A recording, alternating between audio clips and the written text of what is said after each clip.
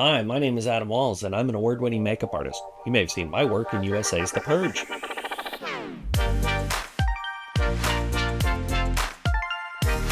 Are you curious about how foam latex prosthetics are made and applied? Well, come with me today as we visit our friends at Morphstore and we figure out that process.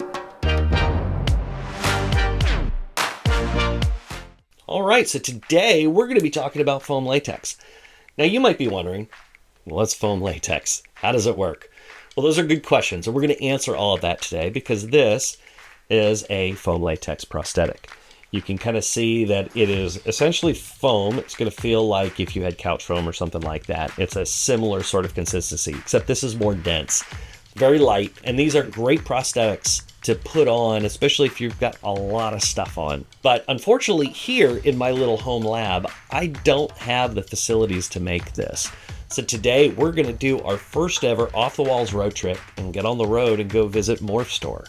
My friend Andy Wright runs Morphstore, and he's going to take us through the ins and outs of the foam latex process.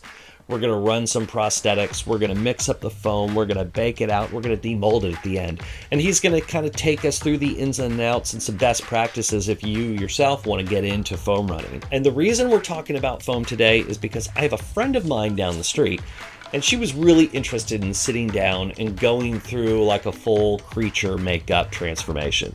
So in a part two, we're going to take her through this process. This is actually based off of her face, and we're going to go ahead and apply all of this to her and transform her and into this. So we're going to go ahead and jump on the road, pick up those prosthetics, go hang out with Andy for a little bit, and we're going to have some fun with foam. Stick around. All right, we're en route.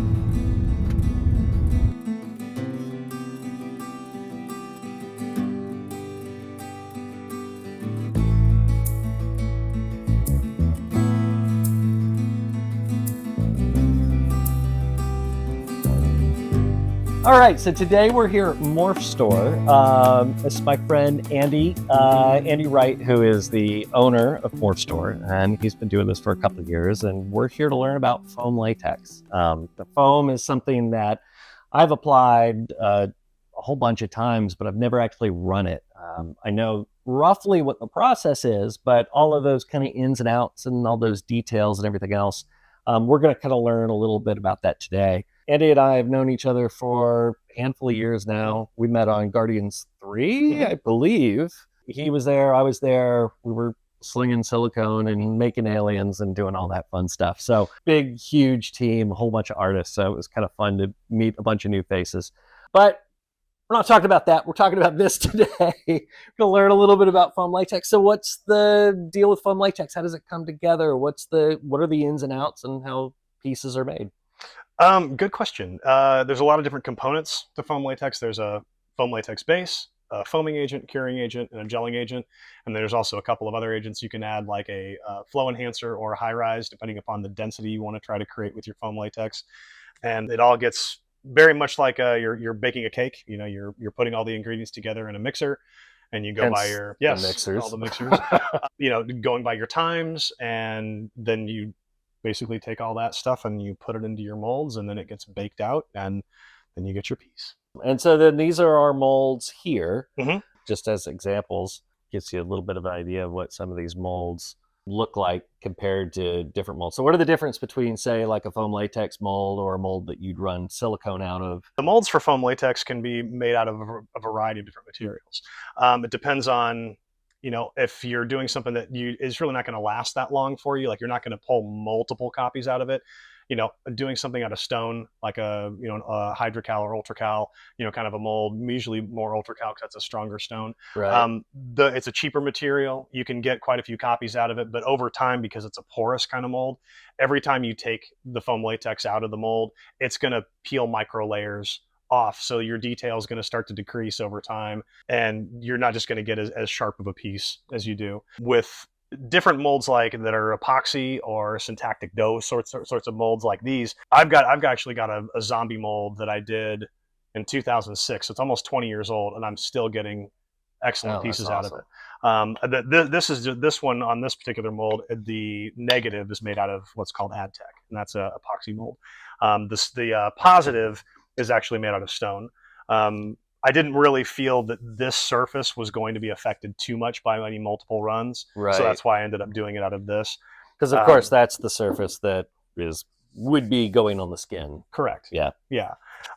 So that's kind of a combination, of stone and epoxy molds. But with silicone molds, you're running silicone pieces out of, it's not gonna have to withstand the heat that an oven would have to be at to be able to bake out foam latex rubber. Right. So you can do a lot thinner molds. Usually a lot of silicone molds are bolted, or you use C clamps or whatever to fasten them down really tightly, so you can get that nice, really thin blending edge. So there's a variety. You can still do run silicone pieces out of stone molds, but you're going to end up with the same problem over time, that pulling multiple pieces is going to still take away those layers over time. Right. So I prefer doing, because we do so much volume in what we have online, we do strictly AdTech molds. So ones that are non-porous, that have a resin coating, and then they've got the dough backing and things like that. So then that way those molds will last. For us to replace those kinds of molds, it would take a long time. They're still going to have to be replaced, here and there, depending upon how much they've been run. Right. But for the most part, they're going to definitely outlast a stone mold, hands down. Right. Well, and especially too after lifting this guy up, this is so much lighter.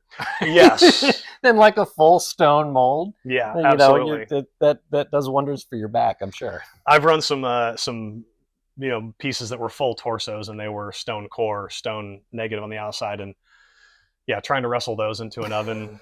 That's called the herniator, is what that is. But no, those are a lot heavier, and I try to stay away from those. Now, the other difference too, though, is with non-porous molds, as opposed to porous molds, they're not going to absorb the moisture. Because that's the kicker with foam latex, is it's absorbing that moisture. So so I guess because half of it is, this synthetic material versus the stone material. So your stone is what's doing the absorbing, correct? Correct. Because this isn't going to absorb on the other side. So a lot of times with stone, if it's just stone on stone, a positive and a negative, demolding that, you're going to get a foam latex piece that's a lot drier than you would if you had, total syntactic on syntactic. Right. An epoxy mold on epoxy mold. With what we do, again, with the volume that we do, I would prefer to go ahead and just alter my foam formula, because I'm using a syntactic mold. So then that way I can alter it to be either more dense or fluffier and lighter, and not just rely on the foam or the stone to absorb that moisture to give me that density. Right. So when you first got into doing foam latex, I know one of the things that, I learned by screwing things up.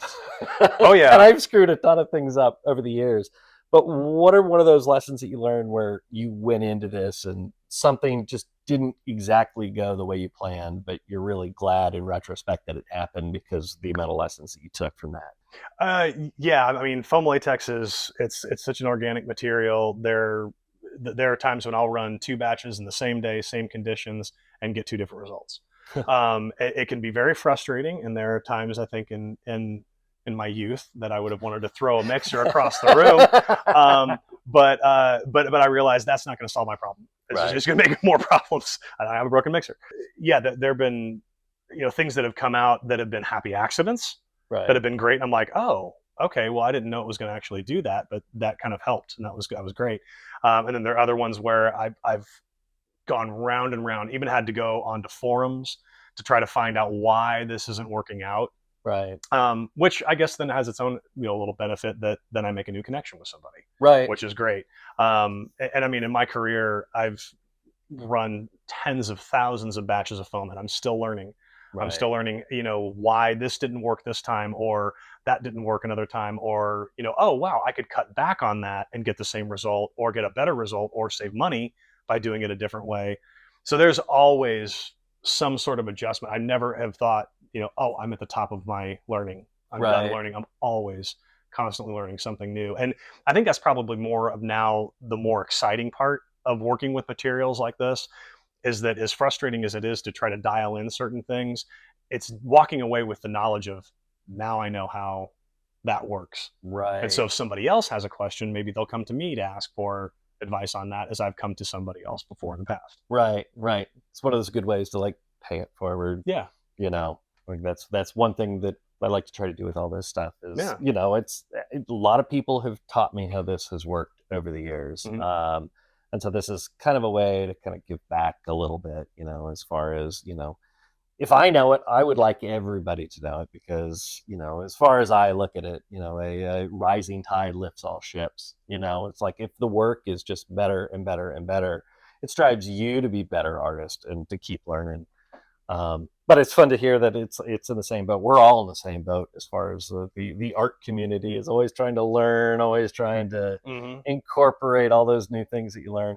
And even with like in the very early ages of prosthetic work, when it was like hot melt vinyl, and then it went into foam latex, and foam latex was the main thing for decades, right? And then it was like the silicone thing came out, and that kind of changed the game.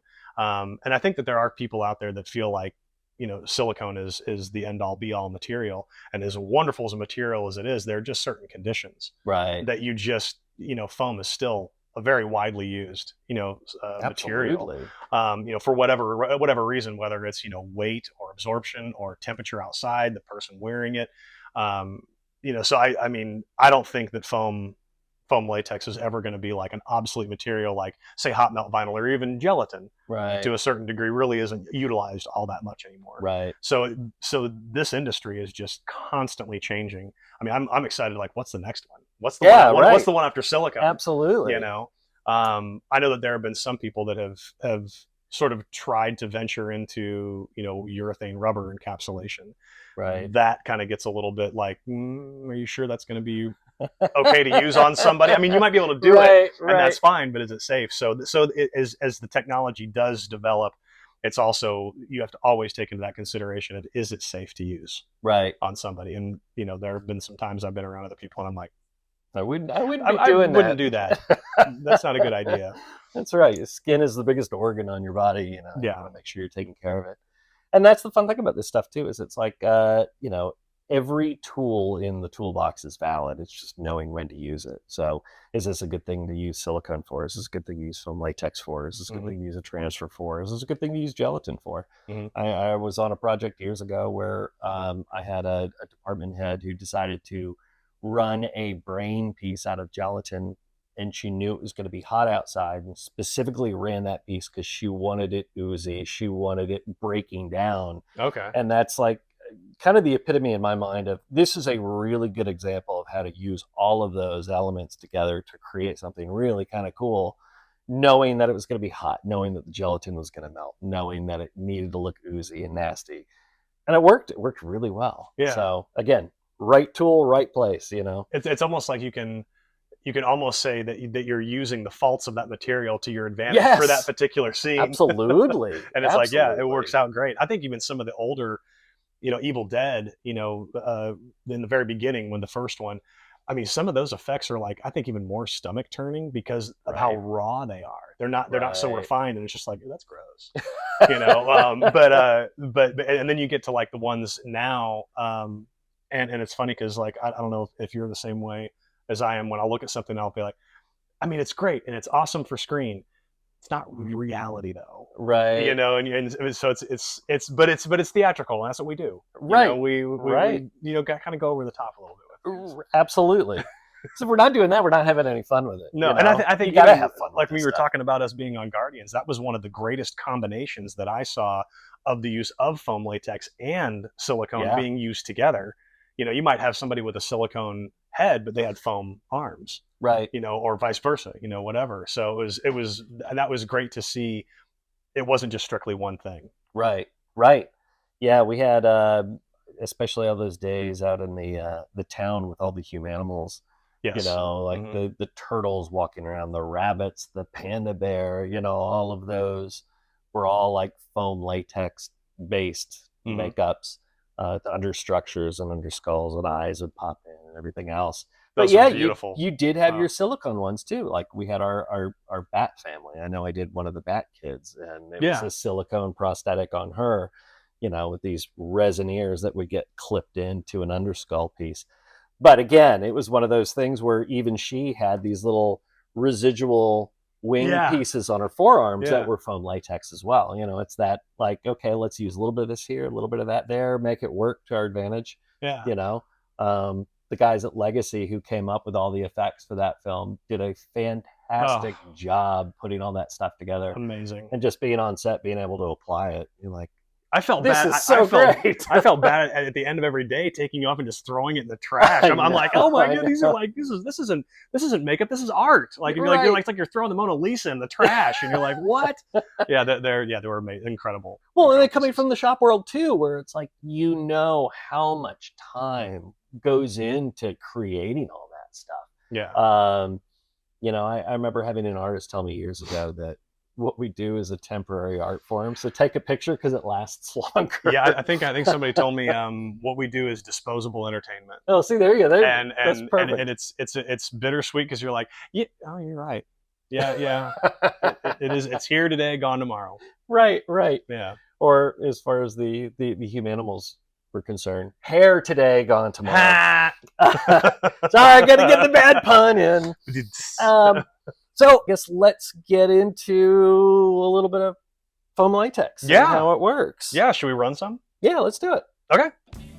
So I guess first off, we're adding a release agent to the mold, right? That's what we're doing now? Yeah. The only one that we're going to add a release to is the stone one, which is this positive here, because these molds here are epoxy molds. They're syntactic and they don't need to have a release on them. Gotcha. So just a little dabble do you. This is the Monster Maker's foam release. And we'll just go ahead and get a little bit on the brush here.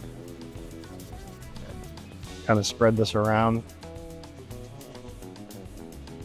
Then we'll need to just kind of have this dry a little bit, and then we'll buff it. And that'll give us the nice little surface that we need. You'll see that it'll probably, hopefully the camera will pick it up, but it might look a little more shiny. Right. Once we're done. All right. Like adding the Pam spray to the Pam. Yes, it actually is.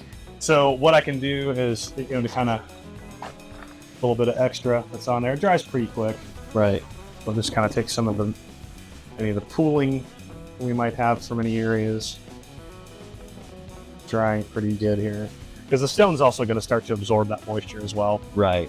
And then we'll go ahead and get this buffed out a little bit. So then we'll buff this thing out. So that you might get a little residual. Oh, you got to do that. You're not making a mess while doing this. Yeah, exactly. You're not having enough fun.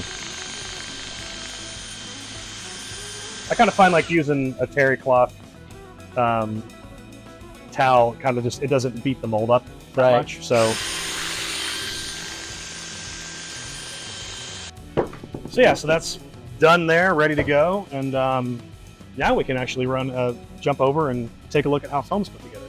We're gonna get our little bowl, gently put it down on the scale. These are expensive scales, so zero that out, and we get our foam latex base.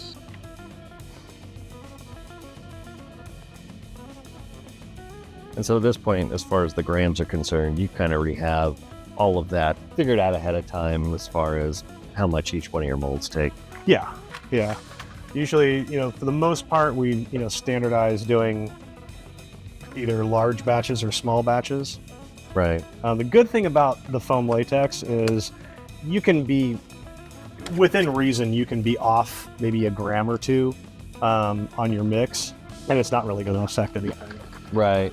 I always like to zero things out, so then that way I know that we're on the right track with what we're measuring out. Right. People can choose to measure out however they wish, but I have my way of doing it. It's not a definitive way of doing it by any means. I always make sure I shake all the components up really well.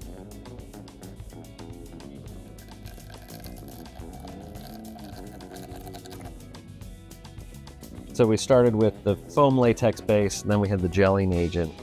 We did the foam latex base, then we do the foaming agent. The foaming agent. And then the curing agent. So gotcha. That all goes in there, and then we go ahead and take that off of the scale. We don't want to do our gelling agent just yet, but we will measure it out. And that just goes right off to the side right there. So then one of the things we want to do is go ahead and get it on speed 1. Just get those materials all mixed together. let that go for roughly about a minute. So then after we get this mixed up, then we just go up to about speed 7 and we start to let that. It's almost being whipped. Is it? So when you're adding that extra speed, are you trying to bring more air into it? Yeah. So what we're doing with this is its base components are pretty flat in the bowl. So this is going to start to like incorporate more air into it, start to froth it up, a little bit more. And you want to, depending upon what you're running and the kind of density that you want to go for, will depend on how much you have it rise. So basically the first part was just like a pre-mixing, and this is what's basically called the rise time.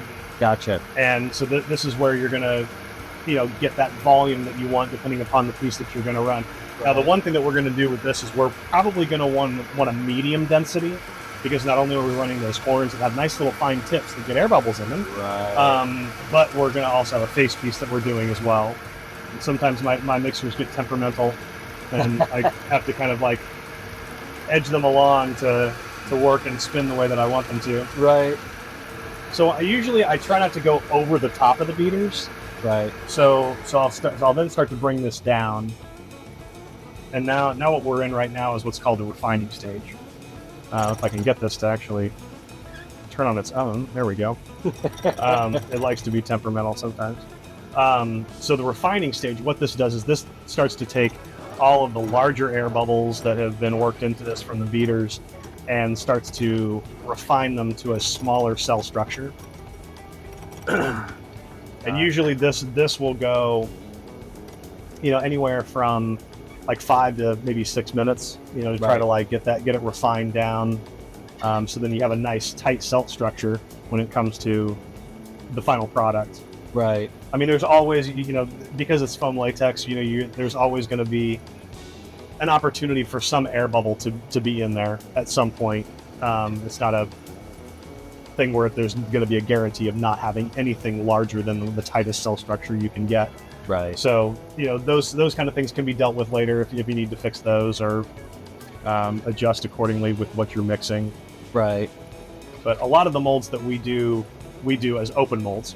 A lot of the pieces that we have a lot of texture on them. So we want to make sure that we kind of brush in first to kind of get all that texture. We also have ones that have, deeper areas where air could get trapped. Right. So we want to make sure that those all get, the proper amount of foam to fill up and with the volume that's needed for the piece. Yeah, this is definitely getting to where we want it to be. And also with the refining stage, depending upon, the density and the fluffiness that you want, you can go really long kind of on this refining stage, and you could go, 15, 20 minutes if you wanted to. The only thing is that you'd have to adjust certain things like your gelling agent, because that is going to kick the foam faster. The more ammonia you whip out of it, the faster it's going to end up kicking. Right. So if you've got like with us, we run so many molds and so much volume at the same time that we'll have to adjust accordingly to however the size of the batch is compared to how many molds we're running it in. Makes sense. So that way we might have to cut down on the amount of gelling that we use to give us the proper work time to make sure we hit the number of molds that we need. After a while, when especially when you're running your own molds over and over again, you can pretty much tell how much each one's going to take.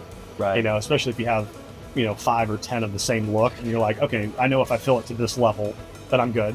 Right. Where somebody who may be running foam for the first time they just fill it up all the way, and it's like, okay, now you've got to press your face into it and it just spills out everywhere. So it's that fine line of being able to kind of know your molds. It's like, even when I'm teaching people for the first time how to run foam, I try to say, don't just be going by the instructions. Right. You got to kind of have to, and I know this sounds so ridiculous, but it's like almost on like a spiritual level, you've got to be one with your foam. And even me saying it, I'm like, this is so dumb, but it's true. It's like you kind of have to understand the materials that you're working with and what it's going to do. So now what's going to happen is I'm going to put the gelling in, make sure that's mixed throughout thoroughly. So you want to pour in, you don't want to just drop your gelling into the foam, because it'll get what's called gel shock.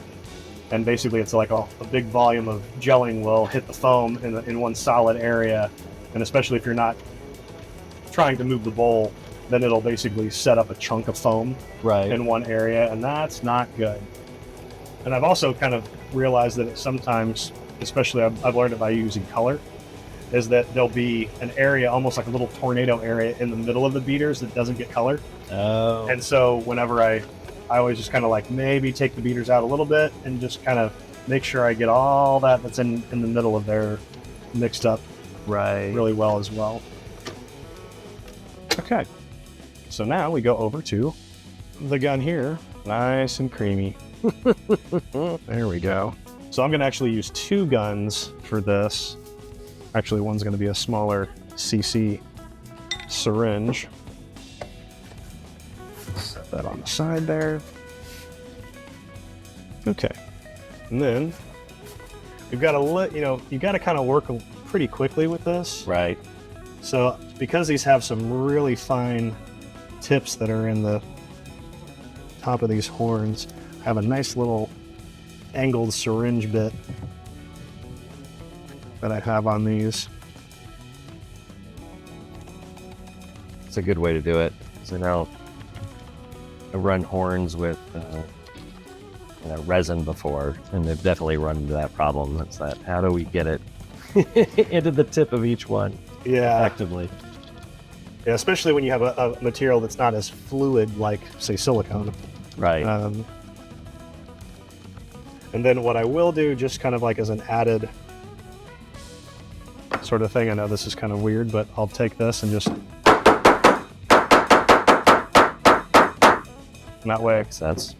get those down in there. Then now we can go back to the bigger one.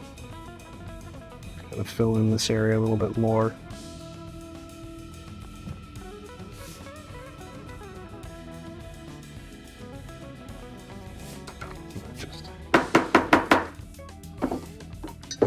Well, we got our headpiece here.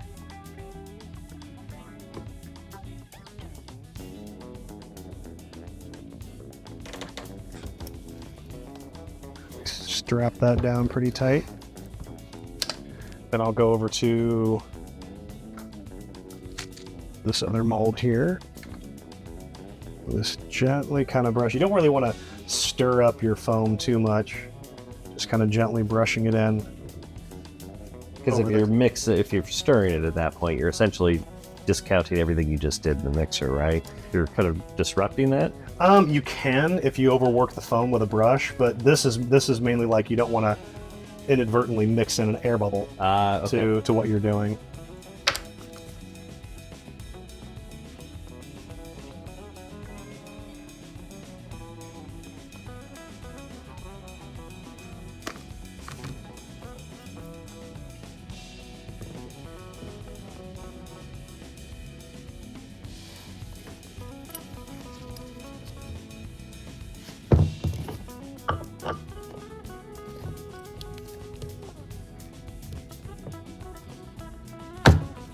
Okay, we take these onto the oven.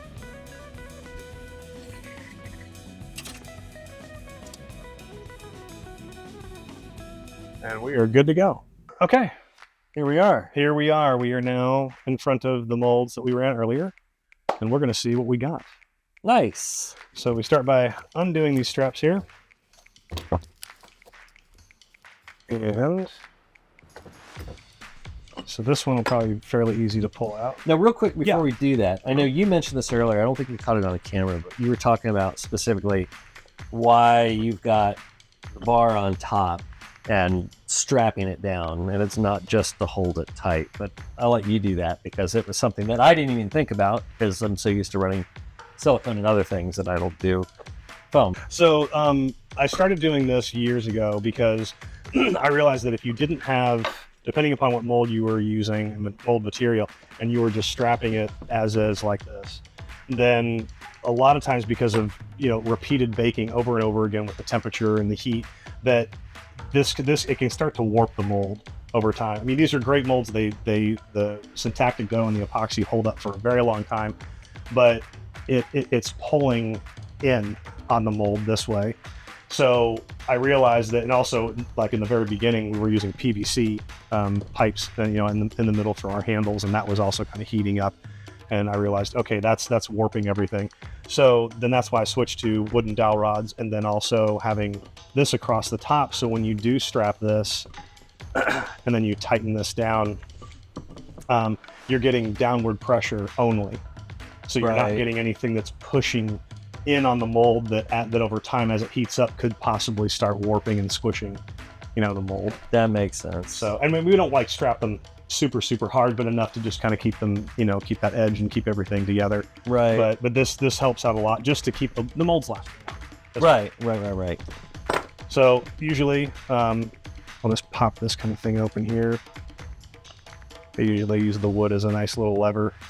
Right. So there we are. With that, put a little bit of powder in here.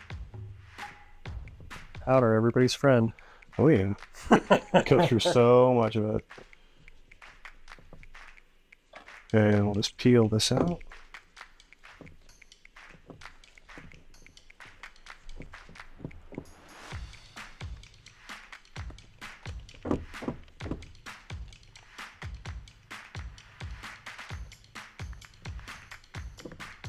And there's our little foam friend. Throw it onto a vacuum form, then we can also trim off some of this excess. I'll still leave some of the flashing on if it's still attached really well. Right. But if I don't really need it, and it's already falling off, then I'll just trim that away. Oh, that looks great. Come on, get up. There's that little guy. Nice. That, I guess. Then let me grab a screwdriver for this one. This one's a little bit more pry issue, so, but not too bad. Go ahead and just pop this guy open.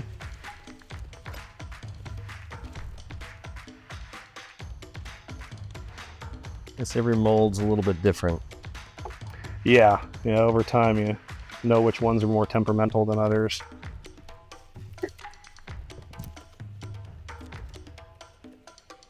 So molds are like children. Yeah. As time goes on. That's true. You know which ones are more temperamental than others. That's very true. Okay, come on. Hold that. Yeah, go ahead and grab that piece right there. Then I'll just kind of take this and there we go. That's teamwork. Yay. All right, so now this is a bit chaotic right now. So let me get that off of there. These are those lovely little horns. Cool. It's okay. Very cool. So yeah, so now we have our little head of horns here. I'll give this a little bit of a dusting, and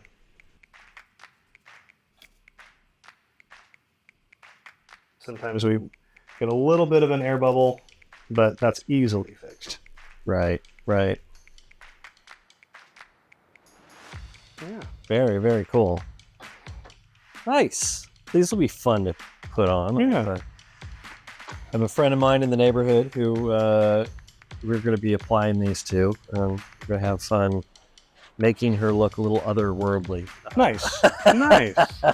So it'll be exciting nonetheless. Well, very, very cool. Now, I guess after these guys get demolded, are there any other processes that these go through afterwards, or do they sit and continue to kind of dry, if you will, for an extended period of time? Or Yeah, usually, because even with the stone ones, they are still a little bit damp, so they might take a little bit longer to just completely dry. Obviously, the non-porous ones kind of tend to hold moisture for a little bit longer. Right. So we have a cabinet that we'll put them in, and with circulating air, and usually, have those in there for, like a day or two. Right. Something like that, just to kind of give them, you could leave them out just in the open air and they dry out eventually. Kind of like to speed things up a little bit around here, so. Right. It's like people are really excited about it, get their hands on them. Right. They don't want to have to sit and wait around for it. Yeah. Now, if you ever catch any like little air bubbles, or I know everybody does their best to get them out, but every now and again you do catch something somewhere. It's usually a process that you take it through to take care of those after the fact. I try as much as I can to, if we have to like patch or fix an area, I try to still use foam latex to do it. Right. Try to stick with the same material. So there'll be some times when we might have like, like the tip of a horn, or maybe like an air bubble in a brow or something like that. If it's not something too major that goes all the way through, or too big that we know that we can basically fix and retexture, then we'll continue to use like foam latex, but we will have to bake it again.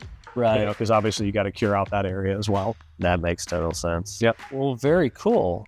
Well, we've got some fun things to play with. And then I guess before I close this little segment out, I guess, do you have anything that you want to say in the end? Any websites you want to pitch, or Sure. put forward, get a little plug in there for all the fun stuff you guys got going on? Yeah. We've got, Halloween season. We're in the thick of it right now. We usually carry everything all year long. We're not just seasonal.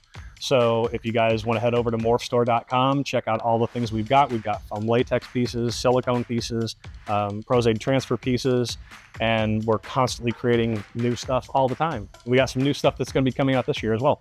That's awesome. And then, so I'll go ahead and I'll put that in the show notes down below. So if you want to get a direct link to that, take a peek at that, and it'll take you right to the sky. Awesome. Thanks, man. I appreciate it. Thank Absolutely. you so much. Anytime. Yeah, sure.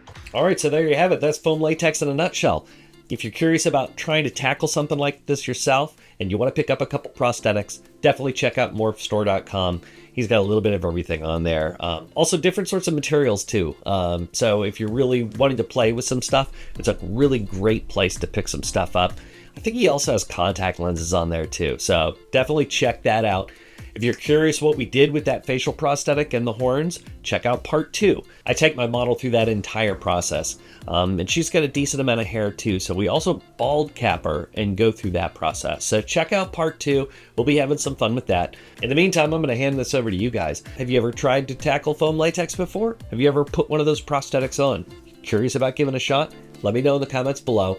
Let me know what you think. And then also, as always, if you like the video, go ahead and give it a like. Subscribe to the channel so you can keep updated on more videos, especially like that part 2. And then check out morphstore.com. You can follow him on Instagram, TikTok, YouTube. He's got a channel in all 3 places. I've got that in the links below. And as always, if you're curious about getting into this and trying to pick up some of these materials that we use on a regular basis on the channel, definitely check that link in my bio. It takes you to a product list of everything I use, and it gives you a good spot where you can pick that stuff up to start trying this stuff on your own. In the meantime, as I always say, keep making cool stuff.